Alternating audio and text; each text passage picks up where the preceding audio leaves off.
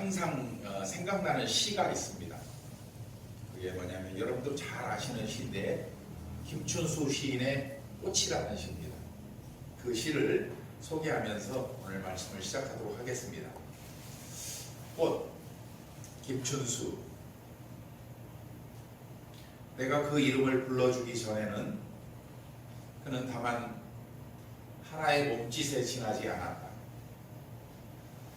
내가 그의 이름을 불러주었을 때 그는 나에게로 와서 꽃이 되었다.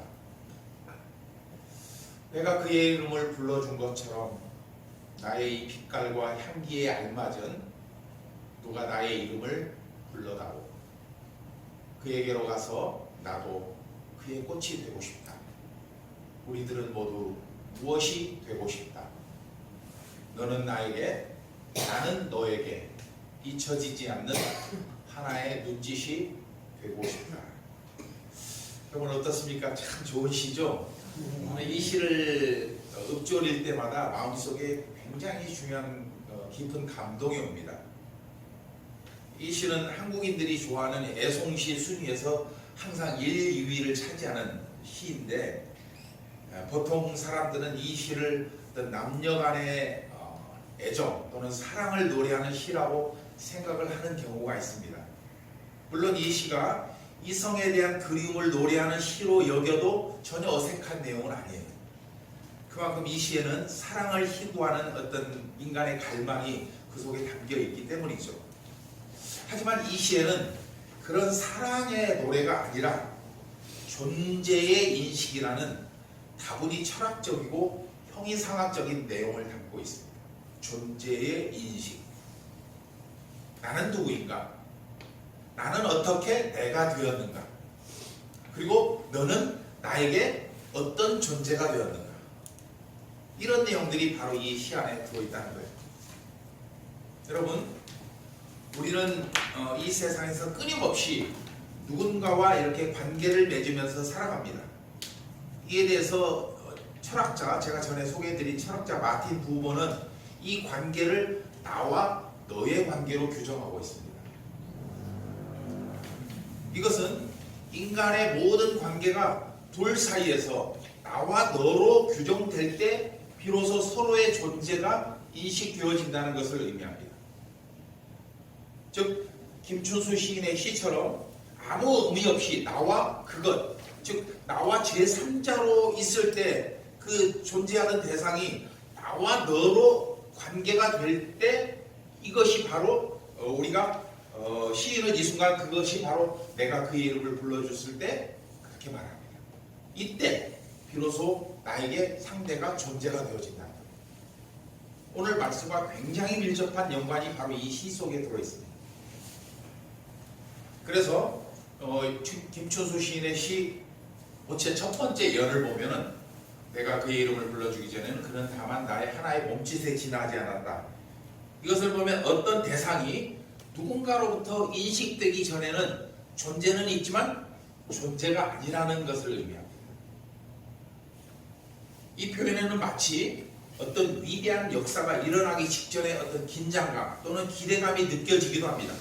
그리고 이 상황을, 그 긴장감을 성경의 눈으로 바라보면 마치 하나님께서 세상을 창조하기 전 아무 존재도 없고 아무 의미도 없는 창세기 1장의 말씀처럼 혼돈과 공허감 같은 긴장감이 그 부분에서 느껴지기도 합니다. 존재는 있으나 존재가 아닌 존재. 내가 그 이름을 불러줄 때 그것이 비로소 존재가 되고 어떤 의미가 된다는 거예요. 즉 마틴 부버의 말처럼 나와 너의 관계가 맺어진다는 거죠. 즉 혼돈과 부재의 상태인 나에게 하나님이라고 하는 주체가 개입됨으로 말미암아서 드디어 정돈되고 의미가 부여된 존재 내가 된다는 거예요. 어렵습니까? 조금 어렵긴 한데 집중해서 들으시면 충분히 이해할 수 있습니다.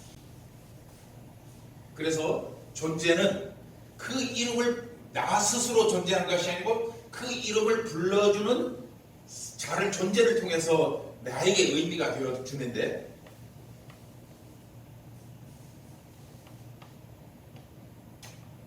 그 주체가 그 시인이 말하는 꽃은 바로 그 의미 있는 존재가 누구냐는 거예요. 그런데 제가 주목하고 있는 이 시의 내용은 첫 번째보다 네 번째 연입니다. 함께 읽어볼까요? 시작. 그에게로 가서 나도 그의 꽃이 되고 싶다. 우리들은 모두 무엇이 되고 싶다. 즉 무슨 말이냐면은 내가 그의 이름을 불러줌으로써 나에게 그가 존재가 너가 된 것처럼 나 또한 그에게 잊혀지지 않는 너로 존재하기를 간절히 소망한다. 그러니까 제3자가 아니라 상관자, 서로 상관이 있는 존재가 된다는 거죠. 이 부분을 성경적으로 해석하기는 좀 무리가 있어요. 왜냐하면 우리는 하나님을 통해 존재로 인식되죠. 하나님이 나를 인정해줘야 내가 있는 거지만 하나님은 내가 하나님 인정하지 않아도 하나님 스스로 존재하는 분이기 때문에 해석하는 데는 좀 무리가 있지만 그럼에도 이 시는 하나님과 나의 관계를 설명할 수 있는 좋은 표현인 것은 분명해 보입니다. 즉 하나님께서 우리를 부르심으로써 존재가 된 것처럼 하나님 또한 우리에게 잊혀지지 않는 존재가 되기를 원하시기 때문이다. 성탄절마다 제가 이 시가 생각나는 이유가 바로 이겁니다. 김춘수 시인의 시처럼 예수님께서 이 세상에 꽃이라는 존재로 오신 날이 바로 오늘이기 때문입니다. 2000년 전 그날 얼마나 많은 아이가 태어났는지 우리는 알 수 없습니다. 제가 그래서 인구 통계를 세계 인구 통계를 살펴봤어요. 2019년짜리. 근데 2019년에 얼마나 태어나냐면 1분당 전 세계 2,500명이 태어났어요. 전 세계에서 1분에. 그다음 초당 몇 명이 더 41명이 태어났어요. 그러니까 얼마나 많은 사람이 2000년 전에 태어난지 우리는 알 수 없어요. 하지만 하필 그날 그 시간 그 베들레헴의 말구유에서 태어나신 그 아이가 어떻게 우리에게 구원의 의미가 되었는지 생각하면 할수록 경이로울 뿐이라. 그런데 더 놀라운 것은 오늘 본문에서 이 사도 요한은 예수님의 존재의 근원을 그 2000년이라는 시간보다 훨씬 더 오래전으로 거슬러 올라가고 있다는 거예요.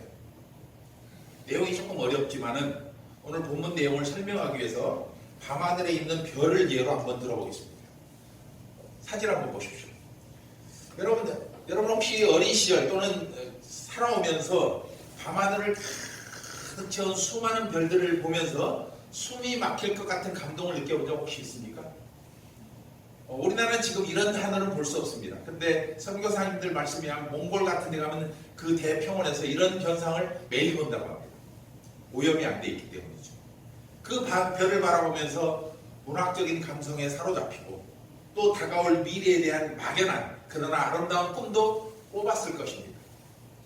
그런데 사실 여러분, 이 여러분의 눈에는 이 사진에 보이는 이 반짝이는 별빛은 놀랍게도 지금으로부터 수천만 년 전에 생긴 빛이라는 거예요. 믿지 못하시겠죠? 사실이 그래요. 이것을 좀 더 과장되게 말하면은 이 별빛 중에는 어쩌면 하나님께서 이 천지 만물을 창조하실 때 반짝이는 그 빛일 수도 있다는 거예요. 왜냐하면 이 빛의 속도로 날아오는데 몇십만 광년, 몇백만 광년 이런 말이 있잖아요. 빛의 속도로 날아와서 몇십만 년 전에 반짝인 빛이 지금 우리에게 보이고 있다는 거예요. 우리는 단지 그 별빛을 보면서 감상해졌지만 사실 그 빛은 우리가 상상할 수 없을 정도로 오래전에 생긴 빛이다. 오늘 본문에서 예수님을 소개하는 말씀도 이와 거의 비슷한 개념을 우리에게 보여줍니다. 즉 예수님의 탄생은 2000년 전에 나타난 사건이지만 그걸 정확하게 따져보면 사실은 영원전부터 세우신 하나님의 계획이 2000년 전에 현실로 나타났다는 거예요. 마치 수천만 년 전에 생긴 빛이 지금 우리 눈에 보이는 것처럼 이 세상을 구원하시려는 하나님의 계획이 그보다 훨씬 더 오래전에 이것을 성경적인 용어로 말하면 영원이라고 합니다. 영원. 그 영원의 세계 때부터 준비하셨고 2000년 전에 드디어 그 실체가 아기 예수를 통해서 드러났다는 거예요. 그래서 요한복음은 예수님의 탄생을 역사적인 차원이 아닌 더 근원적인 차원에서 접근하고 있는데 바로 그것이 영원이라는 것입니다. 또 태초라는 말입니다. 그렇게 요한복음은 다른 복음서와 달리 예수님의 족보, 예수님의 탄생 소식, 예수님의 어린 시절에 대한 기록이 전혀 없어요. 거기에는 의미가 없어요. 왜? 다른 마태나 누가나 마가는 그 부분을 봤지만 요한은 그보다 훨씬 더 오래전에 하나님께서 세우셨던 그 계획을 보고 있기 때문에 오히려 요한복음은 이 말씀을 읽는 독자들을 태초, 즉 영원 이전의 장소로 이끌어갑니다. 1절에 태초에 말씀이 계십니다. 그 속으로 우리를 끌어들인 거죠. 즉 영원이라고 하는 것은 시간도 없고 공간도 없고 물질도 존재하지 않는 상태를 가리키는데 바로 그 영원의 때에 뭐가 존재하냐? 말씀이 존재했다는 거예요. 요한복음 1장 1절은 그 말씀이 하나님이라고 선포하고 있습니다. 함께 읽어볼까요? 시작. 태초에 말씀이 계시니라. 이 말씀이 하나님과 함께 계셨으니 이 말씀은 곧 하나님이시니라. 아멘. 다른 복음서는 예수님의 탄생에 얽힌 사건, 즉 시간 속에 나타나신 예수님을 소개하는 반면 요한복음은 시간과 공간과 물질이 있기 이전에 이미 존재하셨던 예수님, 그것도 말씀으로 존재하셨던 하나님이신 예수님을 소개하면서 그 첫 문장을 시작하고 있습니다. 그런데 더 중요한 표현이 본문 1절에 담겨 있습니다. 그런데 한글 성경에는 그것이 보여지지 않아요. 헬라어 원어 성경을 번역해보면 딱 이렇게 나타납니다. 1장 1절을 다시 한번 읽어봅니다. 시작. 태초에 그 말씀이 계시니라. 이 말씀이 하나님과 함께 계셨으니 이 말씀은 곧 하나님이시니라. 아멘. 빨간 글자를 주목하십시오. 즉 태초에 계셨던 말씀은 많이 있는 말씀 중에 하나의 말씀이 아닌 그 말씀, 즉 오직 하나의 말씀만 계셨다는 거예요. 바로 그 말씀이 누구냐? 하나님이시고 이어지는 3절 말씀을 보면 그 말씀이신 하나님께서 뭘 하셨다? 천지를 창조하셨다고 기록하고 있다. 그리고 더 나아가서 4절을 보면 어떻게 만드느냐? 그 말씀이 생명의 빛, 즉 하나님의 창조의 능력이 그 말씀 속에 들어있기 때문이다. 거기다가 더 한 걸음 더 나가서 14절을 보면은 생명이 비친 그 말씀이 드디어 이 세상의 모습을 딱 드러내게 되셨는데 그때가 언제냐? 시간적인 개념으로 바로 성탄절이 됩니다. 14절 함께 읽어볼까요? 시작. 말씀이 육신이 되어 우리 가운데 거하심에 우리가 그의 영광을 보니 아버지의 독생자의 영광이요 은혜와 진리가 충만하더라. 아멘. 수천만 년을 뚫고 지금 별빛으로 우리에게 보여지는 것처럼 그렇게 영원이라는 시간을 뚫고 한 아이가 우리에게 뭘로 나타났어요? 존재가 되고 의미가 되었던 것입니다. 아멘. 하지만 여러분, 시간 개념으로만 보면 그 아이는 2000년 전 그 시간 개념으로 보면 그 아이는 단지 수많은 아이들 중에 한 아이가 시간 속에 자신을 드러낸 사건일 뿐이에요. 맞지 않습니까? 아까 말했잖아요. 2000년 전에 얼마나 많은 아이가 그 시간에 태어난지 우리는 알 수 없어요. 그러나 많이 태어났을 겁니다. 그런데 하필이면 그 아이 중에 베들레헴 그 말구에 있는 아이가 우리의 구세주가 됐다는 거예요. 아무도 돌아보지 않는 적막한 땅 베들레헴, 그것도 말구 위에서 이처럼 누구도 반가워하지 않는 한 아이가 태어났습니다. 여러분, 베들레헴이 어떤 곳입니까? 오래전 그곳은 이스라엘의 왕 다윗이 태어난 고향이었기에 꽤 유명한 마을이었습니다. 그러나 그 유명한 명성도 그 시간의 흐름 속에서 차츰차츰 사람들의 내리 속에서 사라져갔고 예수님께서 태어나실 당시에는 다윗이라고 하는 이름마저도 기억 속에서 흐려져가는 그날 그 다윗의 고향 베들레헴에서 선지자의 예언대로 아이가 태어났던 것입니다. 그런데 자칫 그 아이는 자기 이름이 지어지기도 전에 헤롯 대왕에 의해서 죽임을 당할 수도 있었어요. 하지만 그 아이에게는 반드시 살아야 할 이유가 있었죠. 그리고 그 이유가 언제 되었냐? 그 아이가 태어나기 700여 년 전에 예언되었습니다. 이사야서 함께 읽어봅니다. 이사야서 9장 6절 7절 시작. 이는 한 아기가 우리에게 낳고 한 아들을 우리에게 주신 바 되었는데 그 어깨에는 정사를 메었고 그 이름은 기묘자라 모사라 전능하신 하나님이라 영존하시는 아버지라 평강의 왕이라 할 것입니다.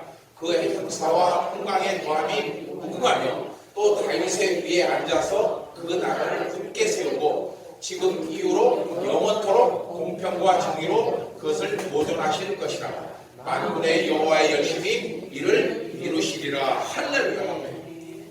예수께서 태어나시기 700년 전에 이 말씀이 예언되었습니다. 여러분도 아시는 것처럼 이것은 예수 그리스도 메시아에 관한 예언입니다. 하지만 그 700년 전에 이 예언이 응할 아이가 누군지, 언제 오실지, 어디서 태어날지도 잘 몰랐어요.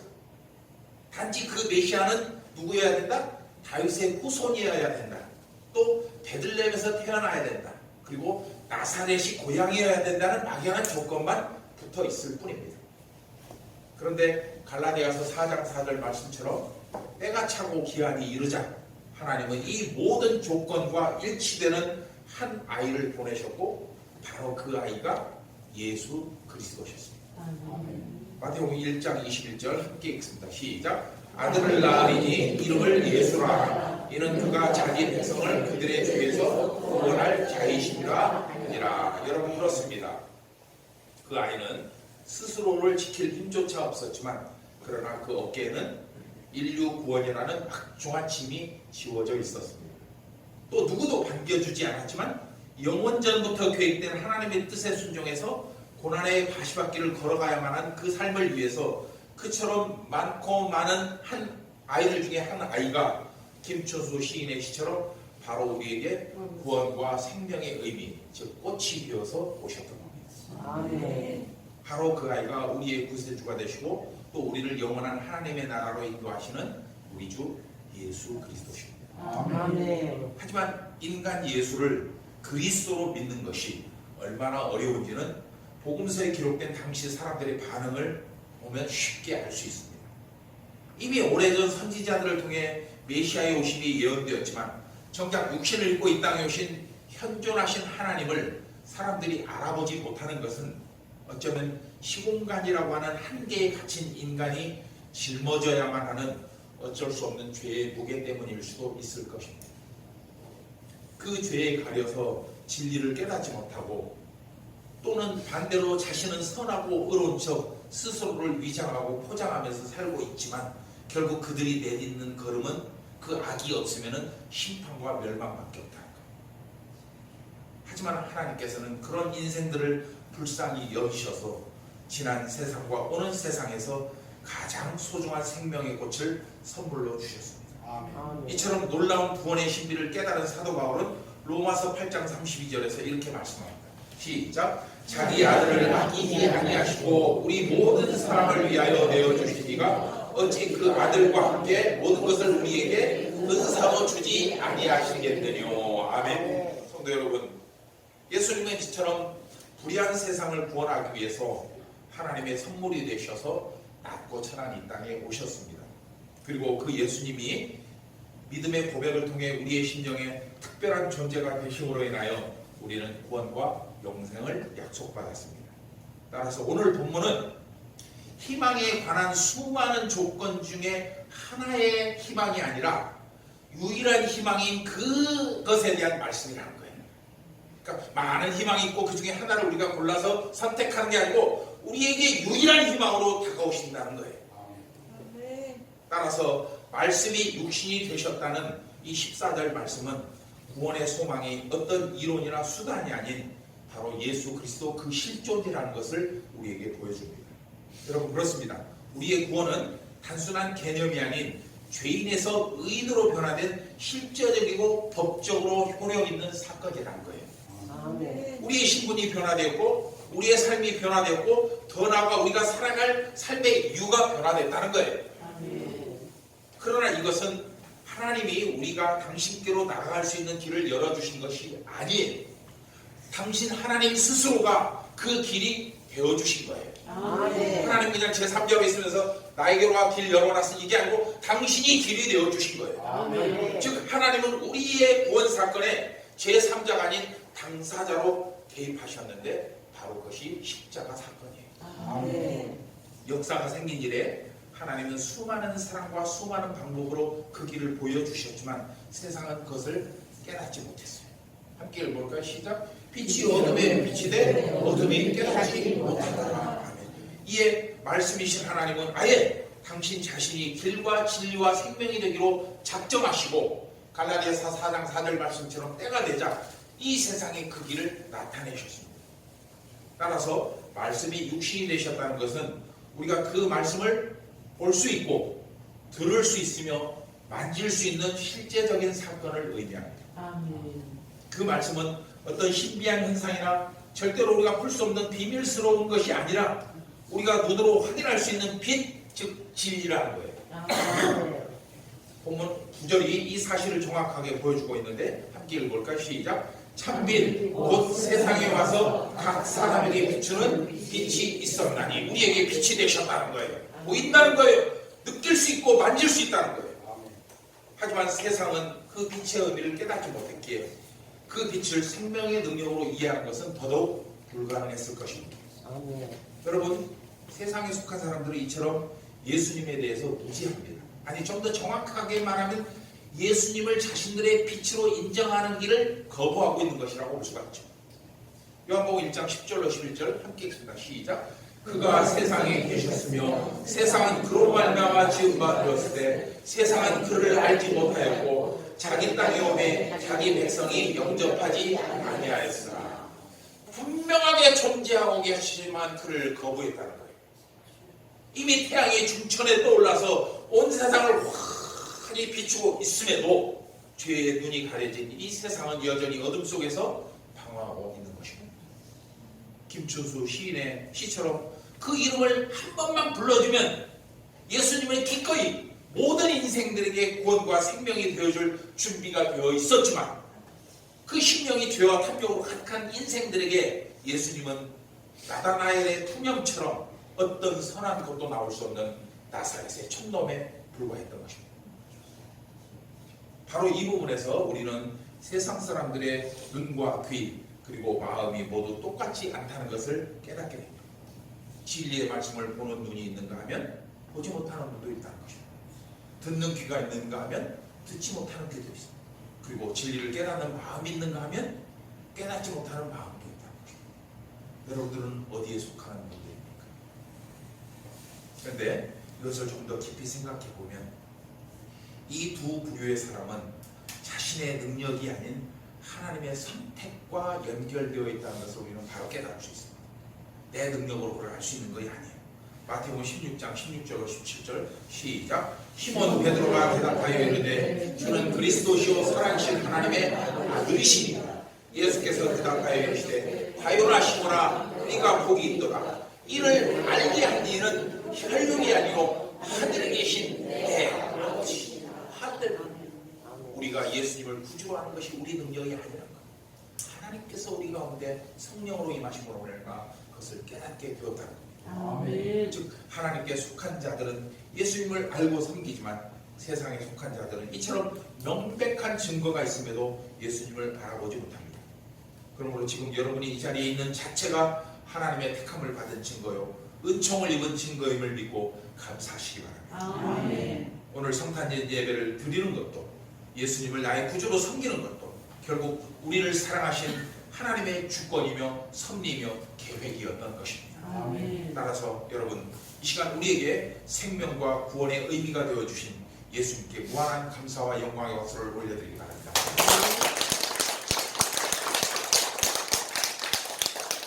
아까도 말씀드렸던 것처럼 오늘 설교를 준비하면서 제가 주목한 부분은 이 14절 말씀입니다. 그래서 이 말씀을 설명하면서 설교를 정리하도록 하겠습니다. 그보다 앞서 우리 성경 읽을 때 앞에서 몇 절 빼먹었죠? 제가 그 몇 절을 빼고 한 이유는 그 내용은 세례 요한에 관한 얘기인데 이 얘기를 그대로 가면은 논점이 흐려져요. 초점이 흐려져서 빼고 차라리 이 예수님의 오심이 어떤 인가를 쫙 연결해야 우리가 좀 이해를 쉽게 할 수 있겠다 싶어서 뺐습니다. 목사님 배터리도 있네? 이렇게 생각하지 마시고 일부러 뺐습니다. 이 14절에는 말씀이 육신이 되어 우리 가운데 거하신 예수님이 어떤 분인지 그분의 속성을 자세히 보여주고 있습니다. 함께 14절 읽어볼까요? 시작. 말씀이 육신이 되어 우리 가운데 거하심에 우리가 그의 영광을 보니 아버지의 독생자의 영광이요 은혜와 진리가 충만하다. 하더라. 아멘. 아멘. 그렇다면 이 14절은 육신을 입고 이 땅에 오신 예수님을 어떤 분으로 표현하고 있을까요? 먼저는 요한은 예수님 안에 아버지의 독생자의 영광이 충만하다고 말씀하고 있습니다. 이 말씀을 굉장히 중요한데, 이 말씀을 히브리어로 보면은 이걸 일컬어 쉐키나 영광이에요. 쉐키나라는 단어를 들어보셨을 거예요. 임재라는 뜻인데 쉐키나 영광이라고 하는데, 이 쉐키나라고 하는 단어는 하나님의 현형 또는 하나님의 임재를 표현할 때만 사용하는 단어예요. 하나님이 나타나셨다 이럴 때 쉐키나 이런 뜻입니다. 근데 그런 특별한 단어인데 그걸 언제 쓰느냐? 대부분 성막과 관련해서 씁니다. 출애굽기에 자주 나타나는데 이 성막에서 하나님의 영광이 나타날 때 쉐키나 이렇게 씁니다. 출애굽기 40장 34절 그래서 보면은 모세가 성막을 세우는 일을 마쳤을 때 여호와의 영광이 그 성막 위에 충만히 임했는데 바로 그때 이 쉐키나라는 단어가 사용됩니다. 40장 34절 함께 읽어볼까? 시작. 모세가 이같이 성막 역사를 마치니 구름이 회막에 덮이고 여호와의 영광이 성막에 충만하매. 이 빨간 글씨를 제가 일부러 여러분 이해가 쉽도록 덧대어놓은 겁니다. 그런데 여러분, 바로 여호와의 영광이 성막이 충만하다는 게 쉐키나인데, 놀랍게도 그 성막에 임했던 하나님의 영광, 즉 쉐키나가 오늘 본문에서 육신을 입고 오신 독생자에게 나타났다고 14절은 말씀하고 있다는 거예요. 아멘. 독생자의 영광이 나타났다고. 무슨 의미입니까? 하나님의 영광이 독생자이신 예수 그리스도에게 똑같이 나타난다는 것은 뭐예요? 예수님이 바로 하나님 자신이라는 것을 의미한다. 아멘. 요한복음 1장 18절 시작. 본래 하나님을 본 사람이 없으되 아버지 품속에 있는 독생하신 하나님이 나타내셨느니라. 놀랍지 않습니까? 그 하나님의 영광을 보고 우리는 다도록 되어 있었는데 그 영광을 스스로 나타내셨는데 그분이 바로 예수님이라는 거예요. 아멘. 무엇 때문에? 그 영광을 본 사람을 죽이기 위해서? 아니라는 거죠. 그 영광을 본 사람, 즉 그 이름을 믿는 자들을 구원하기 위함. 아멘. 그래서 요한은 두 번째로 14절 중간에서 우리가 그 독생자의 영광을 볼 수 있다고 말씀합니다. 볼 수 있다. 전에는 볼 수가 없었죠. 여러분, 여기서 예수 그리스도를, 그 영광을 볼 수 있다는 이 말씀은 어떤 상상이나 추리를 통해서 바라보는 것이 아니라 실제로 바라보는 것을 말합니다. 즉 말씀으로 존재하신 하나님이 육신을 입고 이 땅에 오신 것이 어떤 상상이나 심화적인 얘기 아니고 완전한 역사적인 사건이며 우리가 지금 그것을 직접 경험하고 있다는 것을 의미합니다. 한 걸음 더 나가서 본다는 것은 앞에서도 언급한 것처럼 눈으로 보고 손으로 만지고 마음으로 경험하는 모든 것을 의미합니다. 지금 우리에게 마신 진리의 말씀이 바로 그것입니다. 비록 바로 그 예수 그리스도 안에 아버지의 독생자의 영광을 우리가 바라보는 사건, 바로 그것이 예수께서 이 땅에 오신 성육신 사건입니다. 그리고 그 성육하신 하나님을 믿음으로 고백할 때 우리는 구원을 받을 수 있다고 요한복음 3장 16절에서 고백하고 있습니다. 우리 함께 읽어볼까요? 하나 시작. 하나님이 세상을 이처럼 사랑하사 독생자를 주셨으니 이는 그를 믿는 자마다 멸망치 않고 영생을 얻게 하려 하심이라. 안 떠있죠? 외우시라고 제가 안 띄웠어요.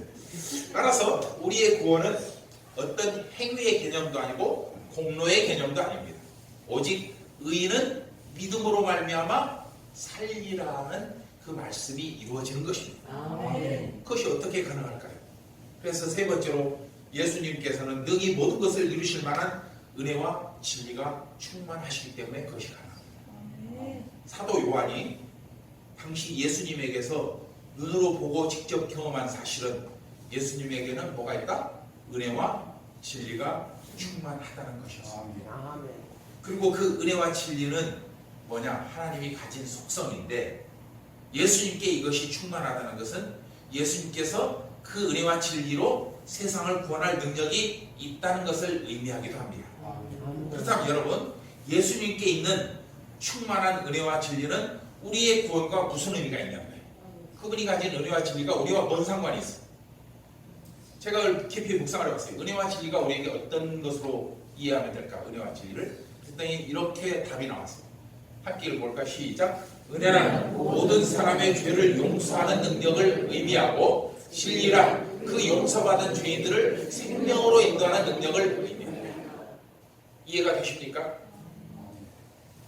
그렇다면 여러분, 예수님께 있는 그 충만한 은혜와 진리가 어떻게 나타났을까요?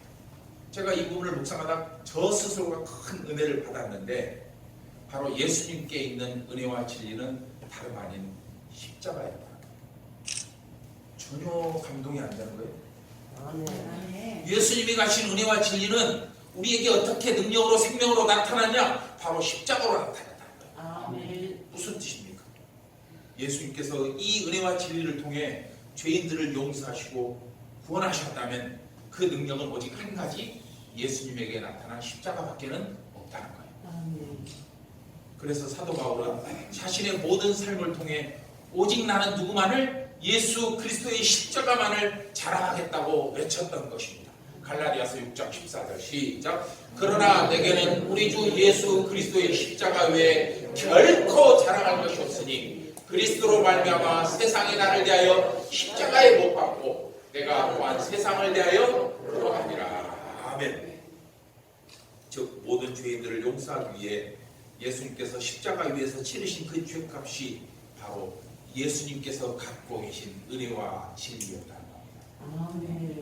만일 예수님께서 가진 이 은혜와 진리가 충만하지 않았다면, 부족했다면 아무리 예수님이라도 우리를 구원하시기는커녕 십자가에 오르실 용기도 없었을 것입니다. 우리 복음서 보면 그렇지 않습니까? 할 수가 있다면 나 피하게 해주십시오. 이게 예수님의 마음이었어요. 육신의 마음이었어요. 예수님이 만약에 은혜와 진리가 충만하지 않다면 그걸 그대로 했을 거예요. 피했을 거예요. 그러나 그것을 이겨낼 만한 능력, 은혜와 진리가 그 안에 있었기 때문에 기꺼이 하나님의 뜻에 따라서 골고다 언덕길을 올라가셨던 겁니다. 즉 예수님께서 태어나신 것은 이 은혜와 진리를 세상 모든 사람에게 베풀기 위함이었고, 그리고 그것은 십자가를 통해서 완성되었습니다. 성도 여러분, 이처럼 예수님의 태어나심은 2000년 전 유대 땅 베들레헴에서 나타난 사건이었지만, 그러나 그 시작은 어디에 있어요? 영원에 닿아 있고, 그 목적은 뭐예요? 은혜와 진리, 즉 예수님의 십자가와 연결되어 있다.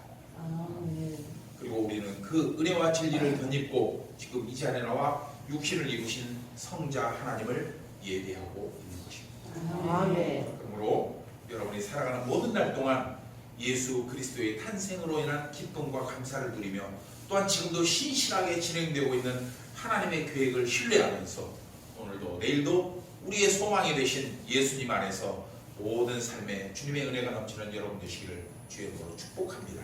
로마서 15장 14절 함께 봉독하며 말씀을 마치도록 하겠습니다. 시작. 소망을 주시는 하나님께서 믿음에서 오는 모든 기쁨과 평화를 여러분에게 충만하게 주셔서 성령의 능력으로 소망이 여러분에게 차고 넘치기를 바랍니다. 아멘. 기도하겠습니다.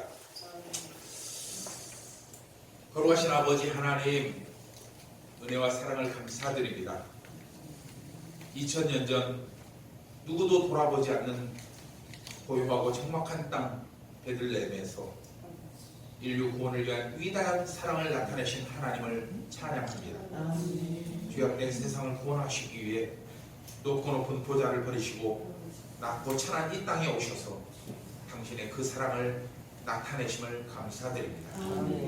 오늘 주신 말씀을 통해 우리를 향한 하나님의 그 구원은 영원 전부터 계획된 것이었음을 깨닫게 하심을 또한 감사드립니다. 이 세상 무엇으로도 갚을 길 없는 그 놀라운 은혜와 사랑을 베풀어 주신 하나님께 온 마음과 온 마음을 다해 찬양과 영광을 올려드립니다. 그 사랑으로 인해 죄인인 우리가 의인이 되었고, 하나님과 상관없던 우리가 하나님의 자녀가 되었습니다. 또한 사망의 길을 걸어갈 우리가 하늘나라를 소망하며 살 수 있도록 날마다 성령으로 동행하여 주심을 감사드립니다. 그 은혜, 그 사랑, 그 축복을 마음 깊이 간직하며 이제는 모든 은혜와 사랑을 세상에 나눠줄 수 있는 신실한 우리 모두가 되게 하여 주시옵소서. 예수님의 성탄절은 해마다 반복되지만 그것을 습관으로 여기지 않게 하시고 매년마다 새롭게 보여주시는 하나님의 은혜에 감사하며 살아가는 우리 모두가 되게 하여 주시옵소서. 아멘. 감사드리고 예수님의 이름으로 축복하며 기도드리옵나이다. 아멘. 되게